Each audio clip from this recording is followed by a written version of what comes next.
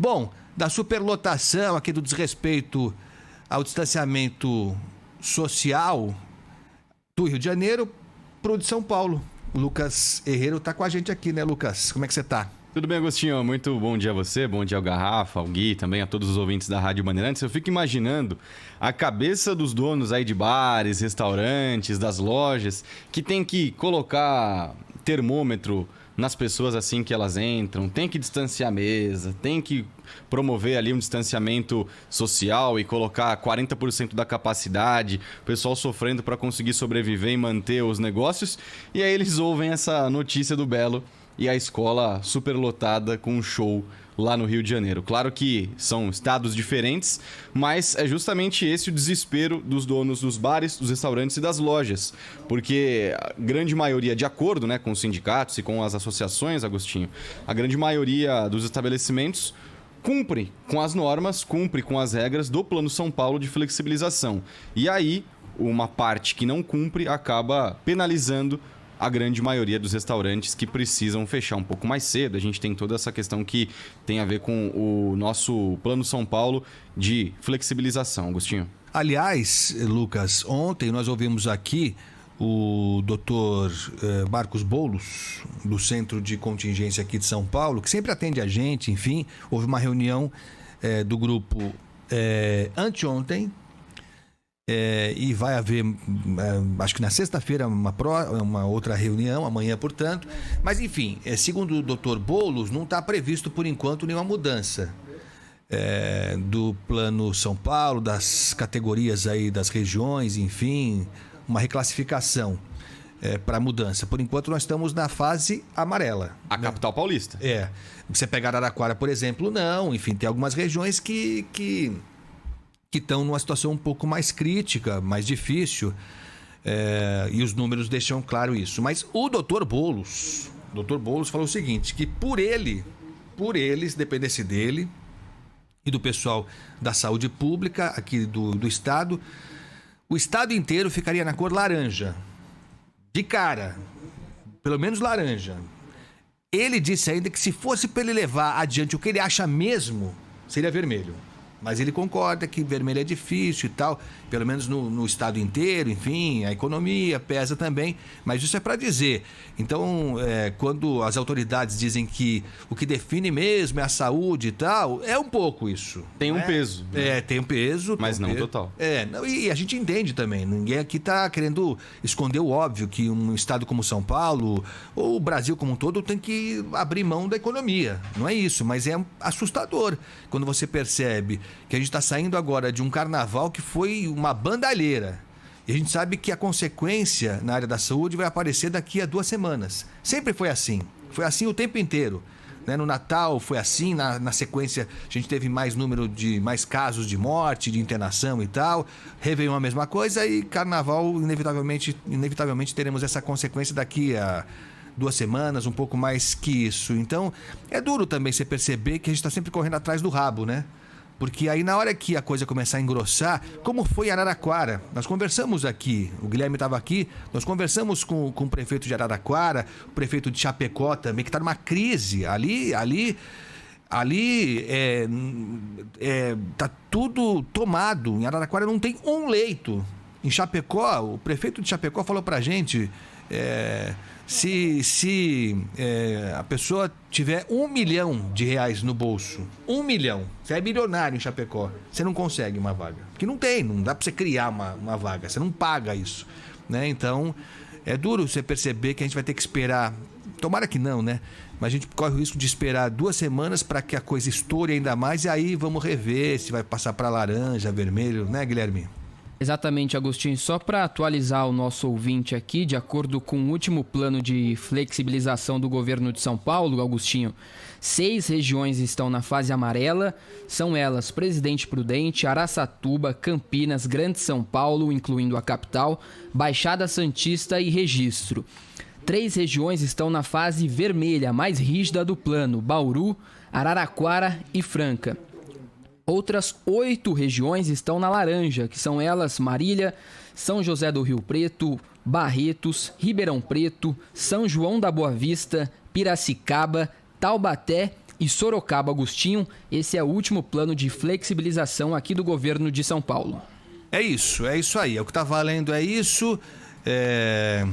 E vamos ver, né? Vamos ver o que vai acontecer. A perspectiva não é boa mesmo.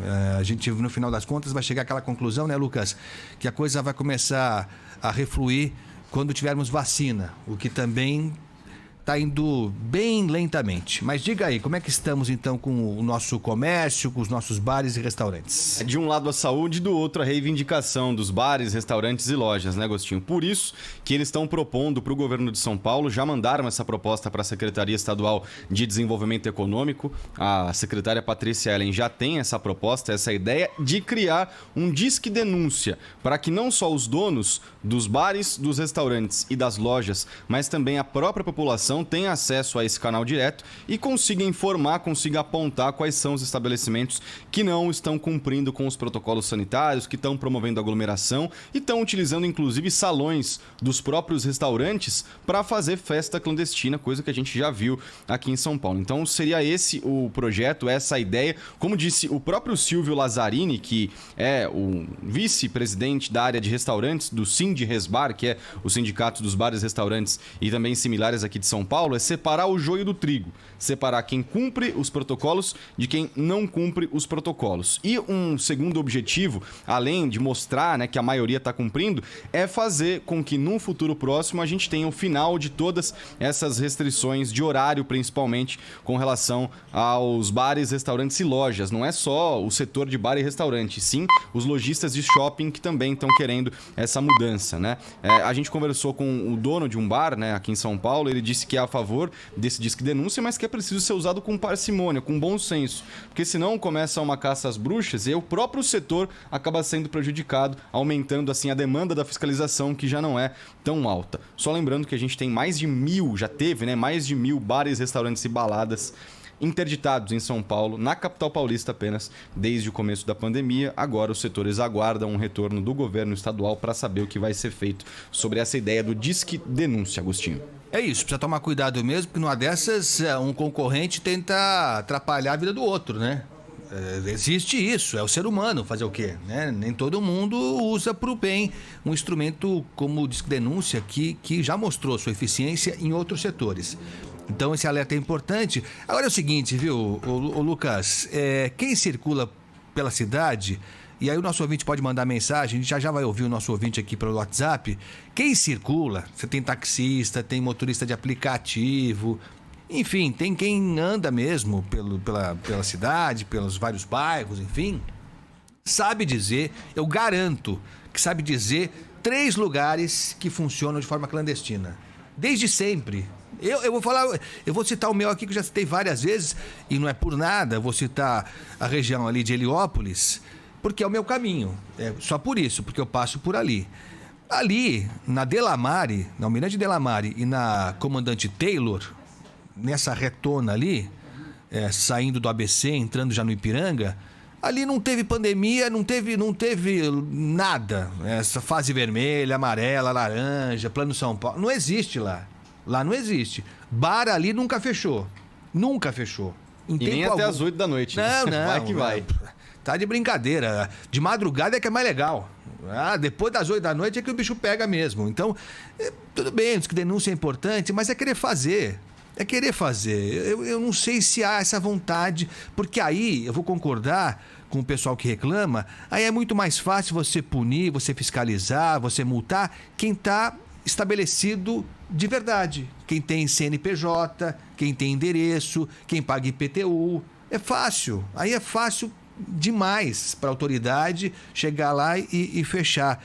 Agora, quem está clandestino, quem não é formal, quem, né, tem uma atividade paralela, para esses é difícil. E aqui também, a gente morde e assopra, isso é verdade. Aqui também a gente tem que entender que na nossa economia quebrada, como disse o presidente Bolsonaro, as pessoas às vezes têm que se valer de atividades paralelas, informais. Acontece isso mesmo, né? Acontece isso mesmo.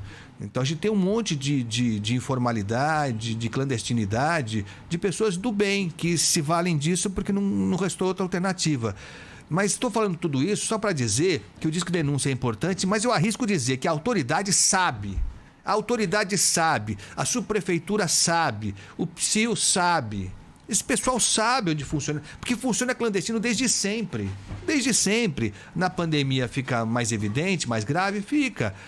Mas enfim, mas tudo que vier para ajudar, acho que é importante. Acho que é importante mesmo. E aí também tem que ter um Disque Denúncia para transporte público. Onde que tem ônibus lotado? Ou melhor, pode ser um Disque Denúncia, pode dizer onde tem ônibus que não está lotado. Que aí fica mais fácil. Isso que eu ia falar, porque não teria. O telefone não ia parar de tocar, ninguém ia conseguir falar, já que, todo ônibus em São Paulo que a gente pega aí e olha, 6, 7 da manhã tá lotado, né, Agostinho? É isso. Bom, enfim, vamos acreditar na honestidade e na seriedade dessas propostas. Eu lamento profundamente. Tem muita gente boa que está quebrando mesmo. Eu já contei aqui, eu estive no centro de São Paulo, fazia tempo que eu não ia no centro.